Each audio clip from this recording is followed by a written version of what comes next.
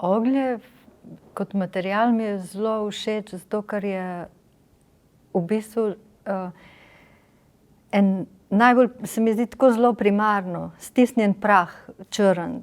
Tako se mi je zdelo, da ima karakter tak čričkast, kakor je to, ampak fajn je tudi zato, ker se ga da brisati in ponavljati. In so vse te brisanja in premisleki, se en tak siv oblak dela, ki je že del lahko oblike. In je fino s tem risati, ker nisi tako na tistem več belem papirju, ki se ga umaže in pol na njega rišeš vedno bolj svobodno. Pač lepo je za te hitre risbe, krokije, se mi je zdel to tak fin material.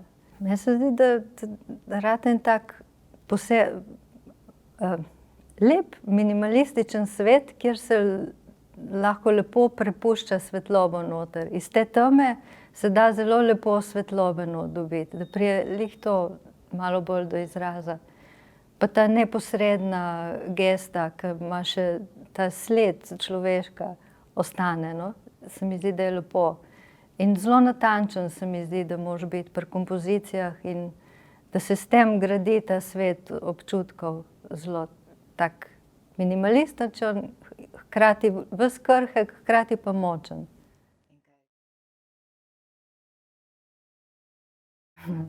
Telegemin je pa zelo vesel je bil. To mi je bilo pa tako lepo priznanje, ke mu je res všeč bilo to, no. Je zadovoljen s temi živalcami. Ja, jaz pa tudi. Ampak se mi zdi, da so na en način so ratale, recimo čriček, čisto samostojna oseba in kakor da sem ga pihala na papir in zdaj tam po svoje živi.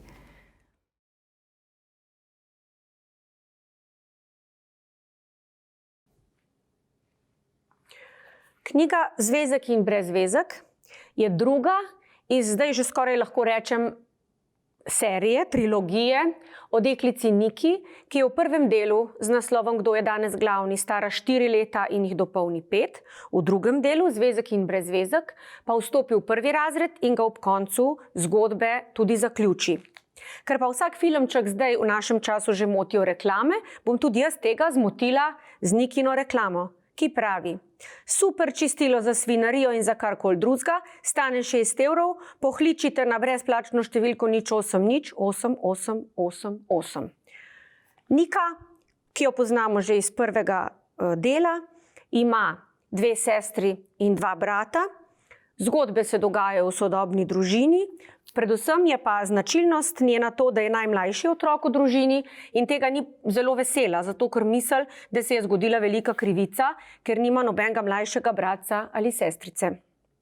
Da pa ne bom preveč povedala o zgodbi, bom pa spet sama sebe zmotila z Nikino reklamo, ki pravi: frizerski salon pri Niki. Delamo frizure na veter, na obritega ježa, na hobotnico, na špičaste polže, na kislo zelje, na samotni otok, na makarone in cevke, nič ne zaračunamo, poceni naredimo, vsi vam bojo rekli, imate fajn frizuro, vi pa lahko rečete, da smo vas ostrigli in uštimali v frizerskem salonu pri Niki.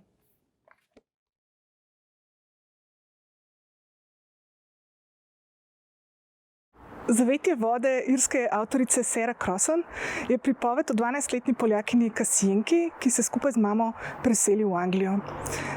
Njun glavni cilj je, da najdeta očeta, ki jo je zapustil, hkrati pa so v romanu prisotne različne zanimive teme, kot je medvrstniško nasilje, iskanje lastne identitete, potem predsodki do tujcev in take stvari. Obenem pa tudi Kasijenka najde samo sebe v vodi kot plavalka in od tod tudi ta naslov Zavetje vode. Ko knjigo prvič dobiš v roke, se ti zazdi, da imaš pred sabo pesniško zbirko. Gre namreč za roman v verzih, kar zveni veliko bolj zastrašujoče kot je v resnici. Namreč knjiga je napisana zelo dinamično, privlačno, napeto in jo je zato veselje brati, pa tudi prevajati seveda. Pri prevajanju je bilo treba paziti na zakonitosti besedila, ki je pravzaprav poezija. In je bilo treba paziti na ritem, na sonance, na posebne poudarke v besedilu, zato da je lahko zažarela v tisti svoji mladostni vznesenosti, ki ga ima izvirnik. In ob takih knjigah, kot je Zavetje vode, se vedno znova spomnim, kako fino je pravzaprav biti prevajalka.